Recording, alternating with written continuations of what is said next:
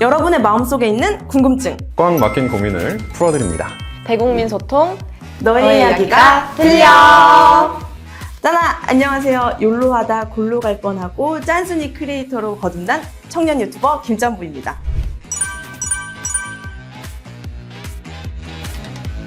오늘 주제가 저한테 너무 딱 맞는 주제여서 제가 안 나올 수가 없었는데요. 바로 국토교통부의 청년 정책입니다. 저와 마찬가지로 이거 나도 안 나갈 수 없다 하시는 두 분이 계셔서 소개해드리려고 합니다. 안녕하세요. 네, 안녕하세요. 접수는 공짜.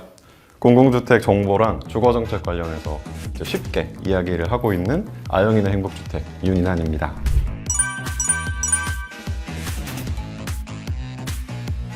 네, 안녕하세요. 저 국토부 청년정책과에서 일하고 있는 박소영 사무관입니다. 오늘 유용하고 다양한 청년 정책들 소개해보고 가도록 하겠습니다.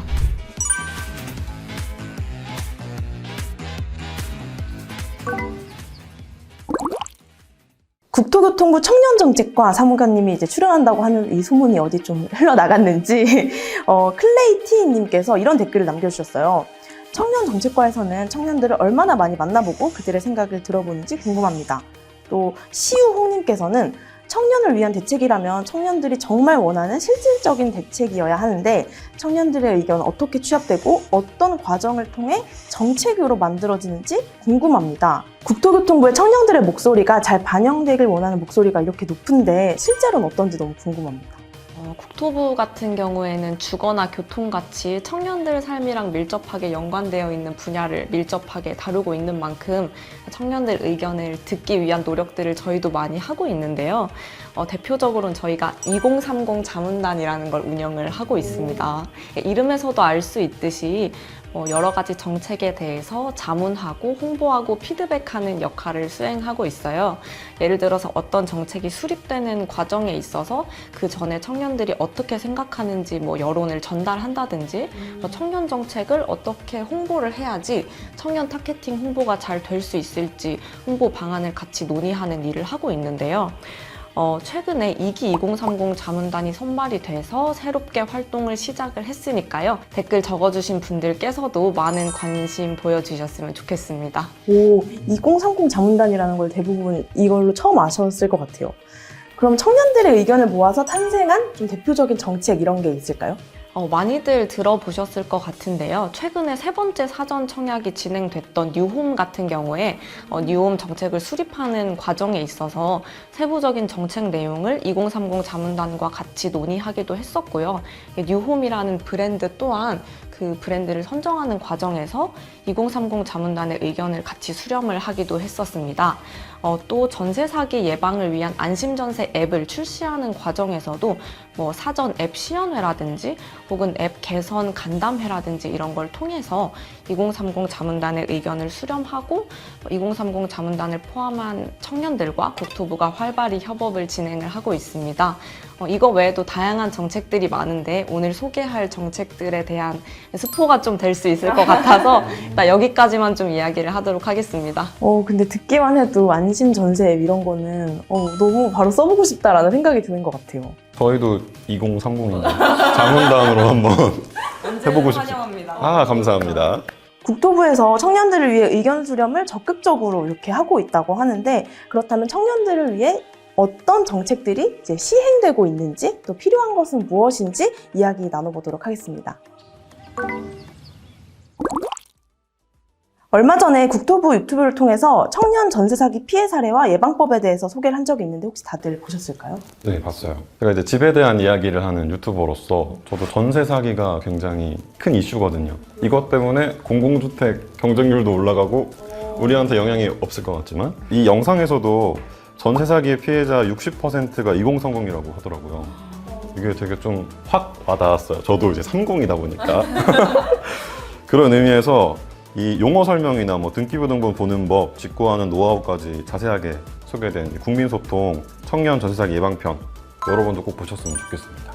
실제로 이 영상에 정말 많은 분들이 좀 공감 어린 댓글을 남겨주셨는데 대표적으로 맑은달님께서 영상을 보면서 예전에 사기당할 뻔한 일이 떠올랐어요. 당시에 부모님이 알려주셔서 피해를 예방할 수 있었어요. 청년들을 울리는 전세 사기 예방과 근절이 시급합니다. 이렇게 댓글을 남겨주셨는데 제가 최근에 좀 놀랬던 게 유튜버 덱스님 있잖아요. 그 덱스님도 전세 사기 피해자라고 하시더라고요.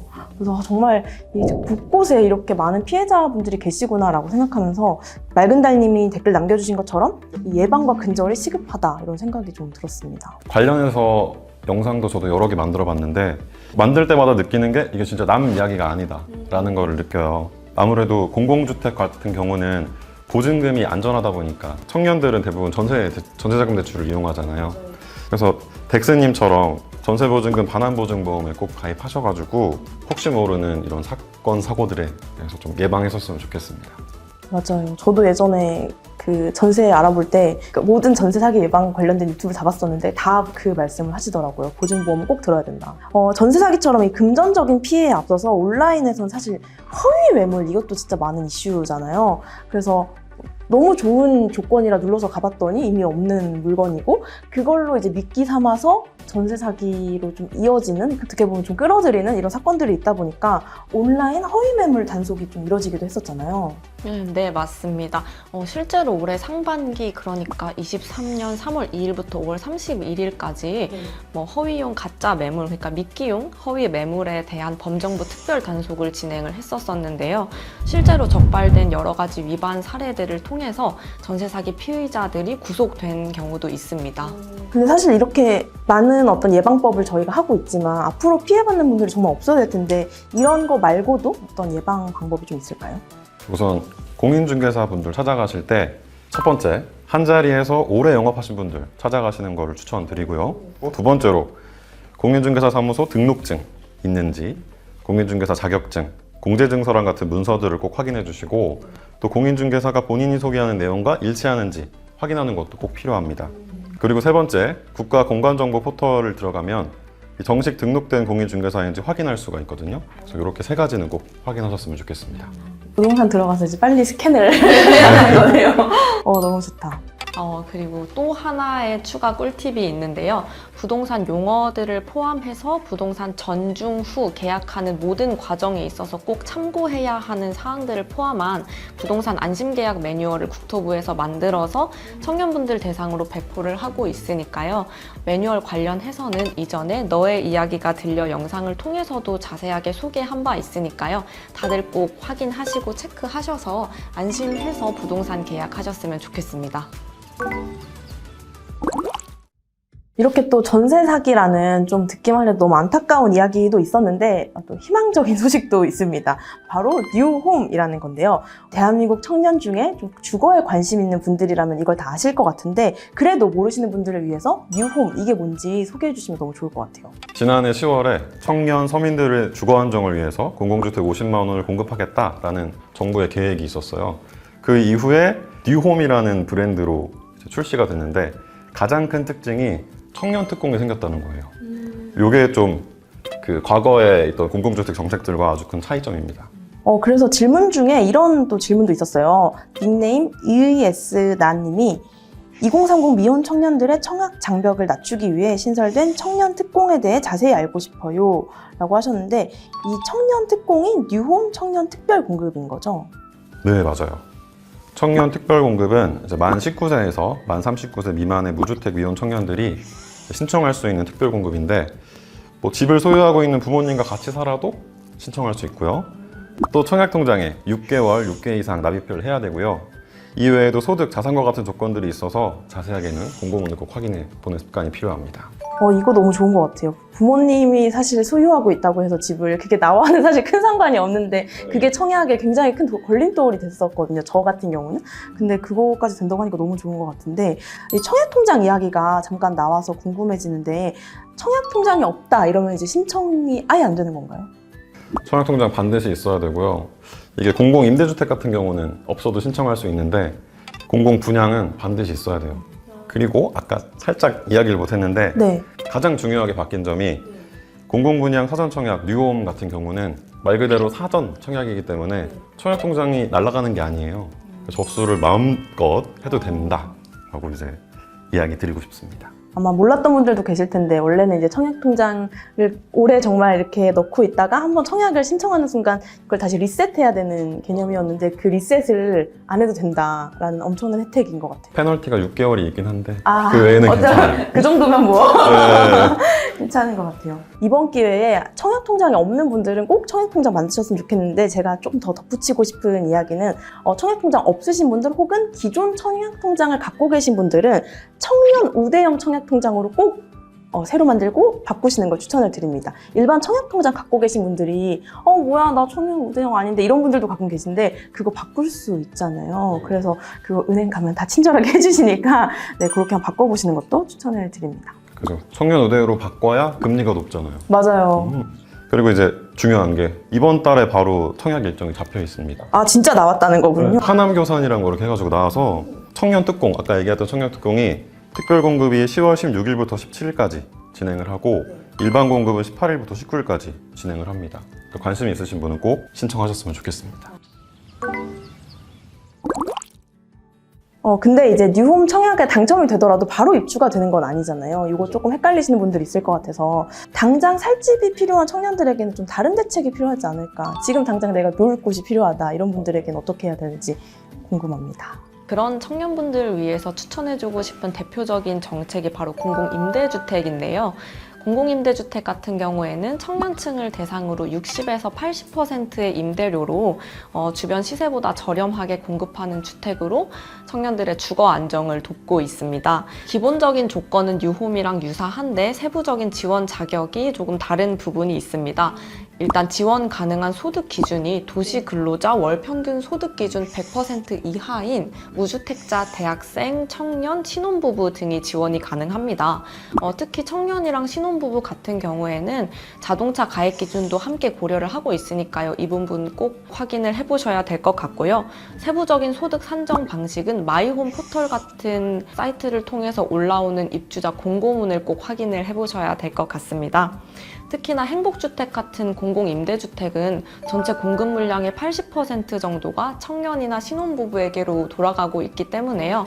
이런 부분들 참고하셔서 청년분들 주거 안정에 보탬이 되었으면 좋겠습니다. 제가 행복주택 거주자예요. 오. 아하. 저는 청년 행복주택에 살다가 지금 신혼부부 행복주택에 살고 있습니다. 여기 이 분야에서 권위자입니다. 여기에 이제 추가로 설명을 드리면은 또 행복주택 이외에 청매입이라고 있어요. 이게 청년 매입임대주택, 이거 줄임말인데 이 청매입 같은 경우는 최장 10년 동안 거주할 수 있습니다. 이게 원래 6년이었다가 올해 바뀌었더라고요, 이번에. 그래서 이 추세로 계속 진행된다면 행복주택, 청년 안심주택, 청년 전세임대주택 이런 청년 맞춤형 주택들이 거주기간이 다 10년으로 늘어날 수 있을 것 같아서 되게 좋은 소식인 것 같고요. 또 특히나 청매입 같은 경우는 학업이나 취업 때문에 이주가 잦은 청년들의 수요에 맞춰가지고 냉장고, 세탁기, 에어컨, 심지어는 건조기까지 있는 집도 최근에 나왔거든요. 이렇게 옵션이 빠방한 주택들이 준비되어 있으니까 꼭 알아보고 신청하셨으면 좋겠어요. 너무 바로 다들 신청하고 싶을 것 같은데 근데 이게 또 신청 기간이 따로 있지 않나요? 그렇죠. 보통 분기별로 나와요. LH 같은 경우는 3월, 6월, 9월, 12월에 청매입 공고가 나오고 SH는 6월, 12월에 이렇게 공고가 나옵니다. 그래서 LH 거 같은 경우는 10월 4일부터 6일까지 또 경기주택 도시공사 공고도 있는데 요거는 10월 16일부터 접수를 시작합니다. 그럼 아마 이 영상 보시는 분들이 신청할 수 있지 않을까? 당당당님이 이런 질문을 남겨주셨어요. 결혼하지 않은 청년들을 대상으로 신청 가능한 임대주택이 어떤 게 있는지 궁금해요. 요즘엔 정말 2명 중 1명은 결혼하지 않는다라는 답변을 하고 이 비혼이라는 어떤 선택지도 생긴 만큼 이 부분에 대한 궁금증도 정말 클 것 같은데 입주 자격에 결혼 여부는 상관이 있는 걸까요? 결론부터 말씀을 드리자면 결혼하지 않으신 청년계층뿐만 아니라 예비 신혼부부 분들께서도 신청이 가능합니다. 앞서 알려드린 소득 기준에만 부합을 하면 형제 자매가 함께 거주하는 경우에도 공공임대주택에 입주를 하실 수 있습니다. 다만 소득 기준을 산정할 때 꼭 확인을 해주셔야 하는 게 있는데요. 가령 청년 세대로 행복주택에 신청을 하실 때 해당 세대 월 평균 소득 합계가 전년도 도시근로자 가구 원수별 가구당 월 평균 소득의 100% 이하여야 한다는 점 참고해 주시면 될 것 같습니다. 특히나 행복주택 같은 공공임대주택의 경우에는 대학생, 청년, 예비신혼부부 같은 선발계층을 다양하게 두고 있어가지고요. 청년분들의 선택의 폭이 확실히 넓다고 볼 수 있겠습니다. 맞습니다. 더불어가지고 예비 신혼부부가 유리할 수도 있어요. 예비 신혼부부가요? 네. 어떤 점에서? 신혼부부는 7년 이내라는 기간이 딱 있는데 예비 신혼부부는 일단 그 기간이 없고 또 결혼을 하게 되면 일단 청년원으로 지원은 못해요. 신혼부부로만 할 수 있어요. 그럼 예비 신혼부부 같은 경우에는 청년층으로도 넣고 그렇죠, 그렇죠. 신혼부부층으로도 넣고 제가 이거를 이제 노하우로 얘기하는데 뭐 한 아파트가 신혼부부 안 나오실 수도 있거든요. 신혼부부 계층으로는. 그러면 청년으로 둘이 신청해서 넣으면 경쟁률을 반으로 줄이잖아요. 네, 결혼을 하게 되면 혼인신고를 좀 미뤄야겠네요. 그렇죠. 더불어가지고 이 당당당님 질문에 대해서 좀 더 이야기를 드리면은 청년계층이 신청할 수 있는 대표적인 임대주택이 4대장이 있어요. 그 말씀해주신 행복주택이 있고 청년 매입임대주택, 아까 옵션 빠방하다는 그거, 그리고 서울에 있는 청년 안심주택이 있고 청년 전세임대주택, 이렇게가 다 청년이 들어가잖아요. 청년을 위한 임대주택이고 또 대학생 계층까지 가면 공공기숙사, 뭐 희망하우징, 기숙사형 청년주택 이런 것도 있고 지자체로 가면은 더 많아집니다. 음악인을 위한 주택, 연극인을 위한 주택, 진짜요? 청년 협동조합주택, 4차 산업 종사자를 위한 주택, 유튜버를 위한 주택도 있어요. 진짜요? 이렇게 다양하게 많으니까 꼭 한번 공부 같이 해봤으면 좋겠습니다. 공공분양이나 공공임대주택에 지원하기에는 여건이 좀 충분하지 않은 청년들도 있을 것 같은데 닉네임 코이콩님께서 수입이 없는 학생이나 월급이 적은 청년들이 월세 걱정 없이 살 수 있는 정책이 있을까요? 월세 지원 정책이 있는지 궁금합니다. 이렇게 남겨주셨어요. 월세가 걱정되는 청년들은 어떤 지원을 받을 수 있을까요? 말 그대로 청년 월세 지원 제도를 이용하면 좋을 것 같은데요. 대표적으로 두 가지가 있어요. 국토부에서 하는 청년 월세 한시 특별 지원이라는 사업이 있고요. 또 서울시에서 하는 거는 서울시 청년 월세 지원이라는 사업이 있습니다. 둘 다 똑같이 월 최대 20만 원씩 12개월, 그래서 총 240만 원, 생애 한 번만 이렇게 받을 수 있는 사업인데 되게 꿀 혜택이죠. 모르는 사람들이 좀 있는 것 같아요. 근데 중요한 거는 뭐냐? 서울 같은 경우는 경쟁이 엄청 치열할 것 같잖아요. 근데 서울이 2차례나 미달이 됐습니다. 이걸 다들 몰라서? 네. 와. 그래서 2번 추가 모집을 했어요. 그래서 지금은 더 모집을 하지 않은데 지난달에 모집이 끝나서 이런 거 좀 알고 신청하셨으면 좋겠습니다. 이거 너무 꿀팁인데. 근데 사실 이게 월세도 월세인데 오피스텔이나 원룸 사는 분들은 진짜 공감하실 텐데 가끔 월세만큼 관리비가 나갈 때가 있어요. 이제 특히나 이제 겨울 오고 하면은 정말 관리비가 많이 나가는데 이 제도에 관리비도 혹시 해당이 되는 걸까요? 네, 사실 관리비가 말씀해주신 대로 제2의 월세라고 불릴 만큼 세입자분들에게 큰 부담이 되고 있는데요. 어떤 이유에서 관리비가 부과되는지 관리비 세부 내역을 공개하는 관리비 세부 내역 공개 의무화가 지난달인 9월부터 시작이 됐습니다.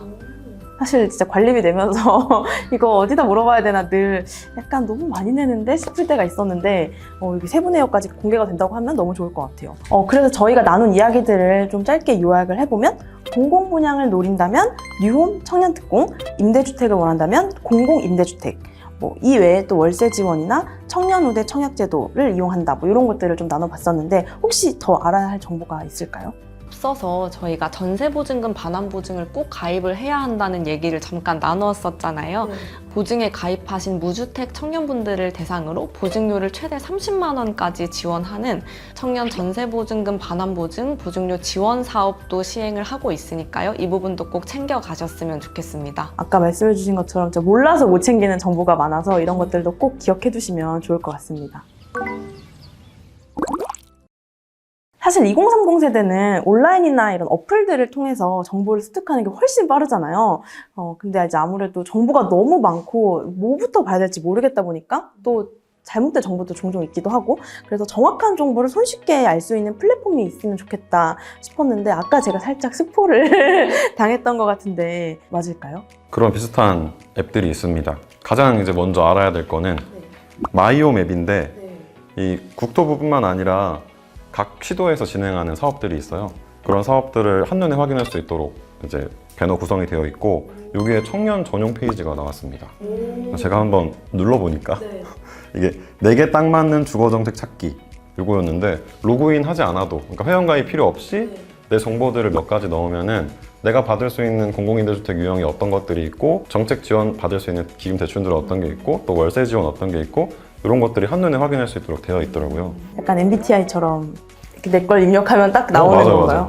맞아. 그래서 이거를 토대로 큰 그림을 한번 그리셨으면 좋겠고 그 세부적인 걸로는 LH, SH, GH에서 공급을 하니까 임대주택들을 이런 기관에는 또 문자 알림 서비스가 있거든요. 그래서 문자 알림 해야 놓치지 않을 수 있으니까 또 마지막으로 홈페이지 즐겨찾기를 좀 해놨으면 좋겠어요.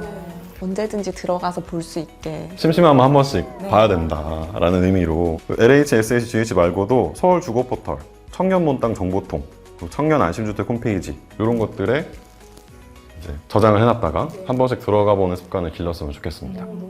그 앞서 전세 사기 얘기가 잠깐 나와서 하는 말인데 안심전세 2.0 어플이 있습니다. 이 어플 같은 경우에는 시세 파악이 어려운 주변 주택들의 시세 정보라든지 임대인의 보증 사고 이력, 국세나 지방세 체납 이력까지 한꺼번에 볼 수 있는 어플인데요. 이 영상 보시는 청년분들뿐만 아니라 많은 분들께서 어플 꼭 다운받아서 미리 체크하셔서 안전한 부동산 계약하셨으면 좋겠습니다. 그리고 관리비 같은 경우에는 네이버 부동산이나 뭐 직방, 다방 이런 데서 세부 내역 표출 정보 서비스를 시작을 했거든요. 원룸이나 오피스텔 구하실 때 이걸 이용하면 청년들이 도움을 받을 수 있지 않을까 싶습니다. 대부분은 관리비 대충 이만큼 나와 하고 말하셨는데 이제 그 세부 내역까지 저희가 다 볼 수 있다는 거죠. 집 구하기 전에. 너무 좋네요. 네, 이번 시간 청년을 위한 주거 정책에 대해 집중적으로 이야기를 나눠봤는데 아직도 청년들의 궁금증은 사실 많이 남았다는 거, 다 풀리지 않았다는 거. 이거 어떻게 하면 좋을까요?